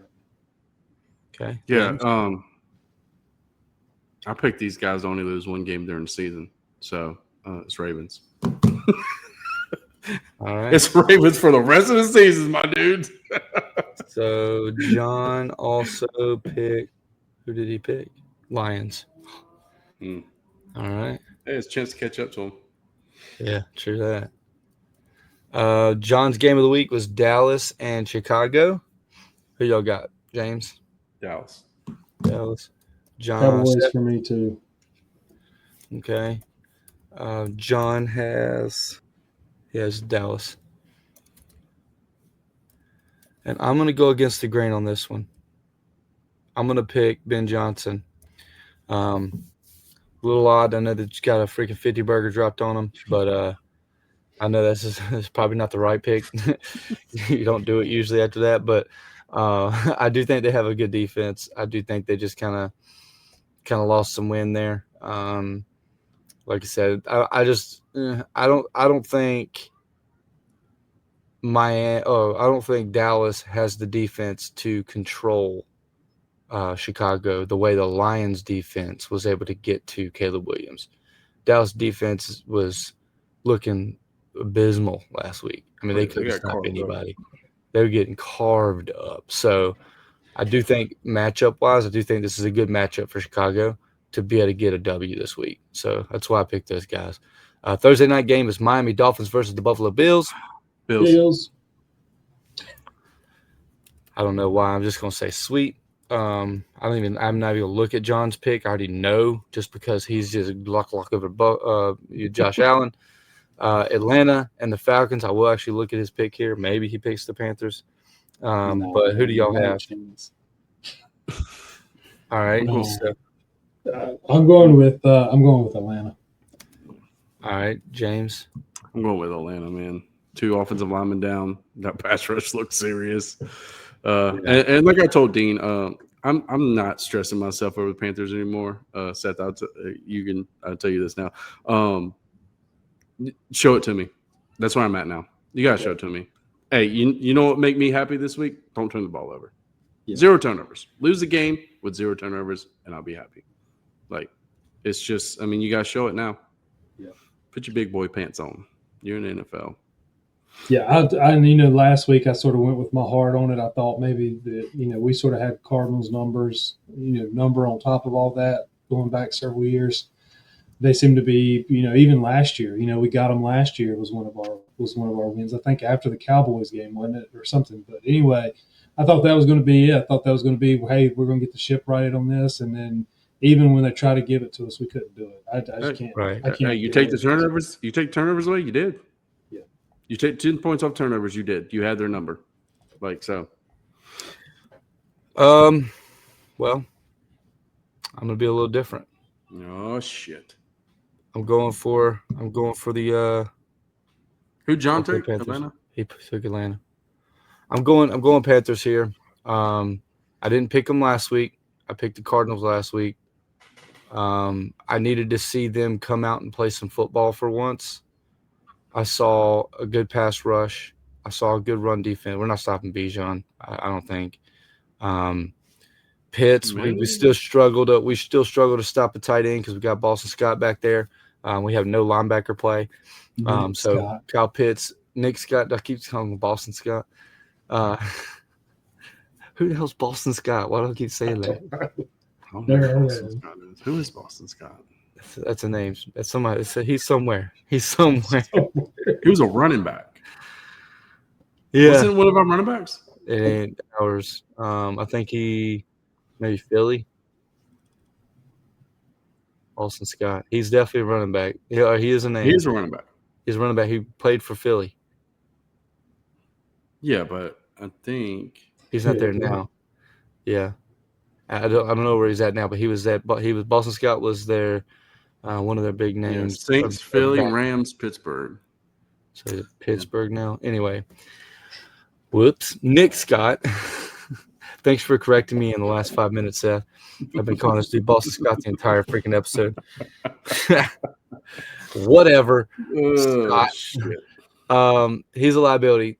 Pitts is gonna have an opportunity, but I think the matchup is a little bit better for us this week. I think we can get to Penix, at least now that we've seen what our offense looks like towards the end of the game. Maybe we come in this week. Hopefully, I'm just praying we come in and start strong and don't get punched in the mouth again, and let Pierce just completely dog us and Walker completely dog us. That's my concern. I know we have backups. I'm just hoping that we come in and just take the game serious, and we're going to be at home. So I'm going with the Panthers here. I'm not the most confident with this pick because I need to see a full 4 quarters, but I did see enough for me to trust, okay, maybe they're going to do something different to simplify or minimize the repetitions or reps from Xavier Leggett, keeping him a little bit more off the field, getting the other guys involved, and allow Bryce to flourish instead of completely hold him back because of your decision as a head coach to force somebody on the field that doesn't need to be there. We'll see. Maybe that's this week. But we will move forward. See who gets the dub. We didn't do a start 'em sit 'em this week. No, we don't really have a whole lot of time to go through that. We can maybe put it on Facebook. If you have not yet started following, go to Stop Capping Podcast on Facebook, Stop Capping Pod on Twitter/X, Stop Capping Podcast on Instagram, and like, subscribe, follow the Stop Capping Podcast here on YouTube. And as always, keep freaking pounding.